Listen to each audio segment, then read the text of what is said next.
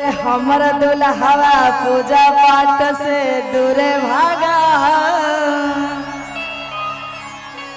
कि हमर दुल्हवा पूजा पाठ से दूरे भागा कि मैया के जाई छोने देव घरवा दुल्हन बढ़ लागा। आइए गाँव ताली बजा ताली।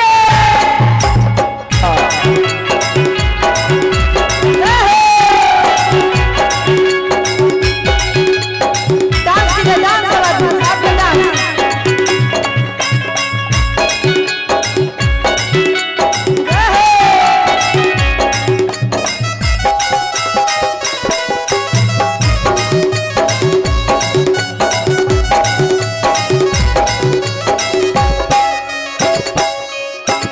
हमर दुल्हवा पूजा पाठ से दूरे भागा हमर दुल्हवा पूजा पाठ से दूरे भागा मैया के जाई छोने देव घरवा दुल्हन बदला मैया के जाई छोने देव घरवा मरदान बदला।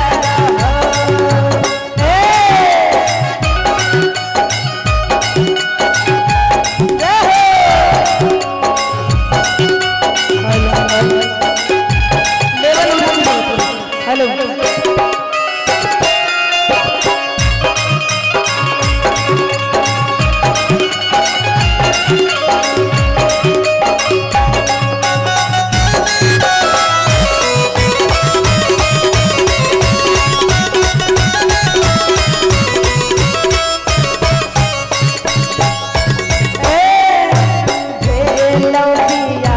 जब से जरा लौका मगे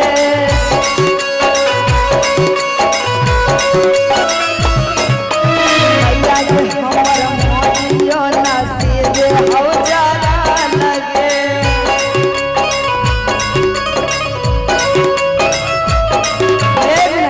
कहती है भेलो बियाह जब से जरा लौका मगे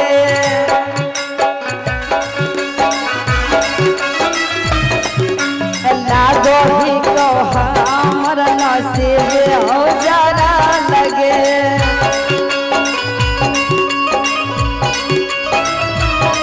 और कहती है कि लागे छे हमर नसीबे जरल छे तैसे हन मर्दवा मिले नसीब में। और बड़ा प्यारा भाव में आगे कहो ही हो कावर लावे मुँह चमकावा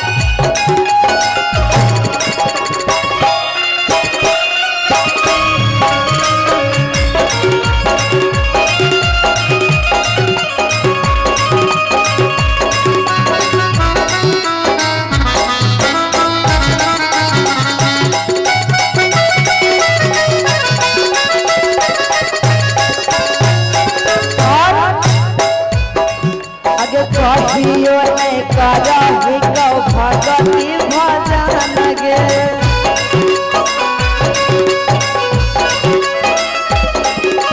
अपने में रही कौ हरदम मगन गे।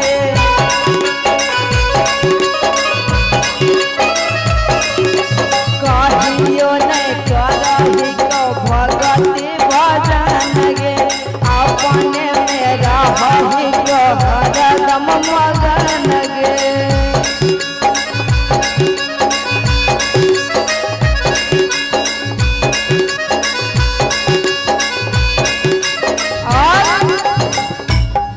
अगे उषा के बतिया उता नहीं माना है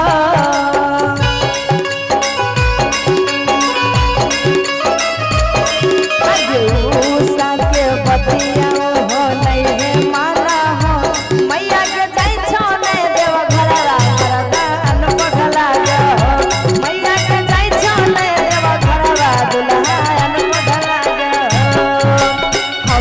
दुल्हवा पूजा पाठ से दूरे भागा हो। हमर दुल्हवा पूजा पाठ से दूरे भागा हो। मैया के जाई छोने देव घरवा दुल्हा अनमोल लागा हो। मैया के जाई छोने देव घरवा मरदा अनमोल लागा हो। मैया के जाई छोने देव घरवा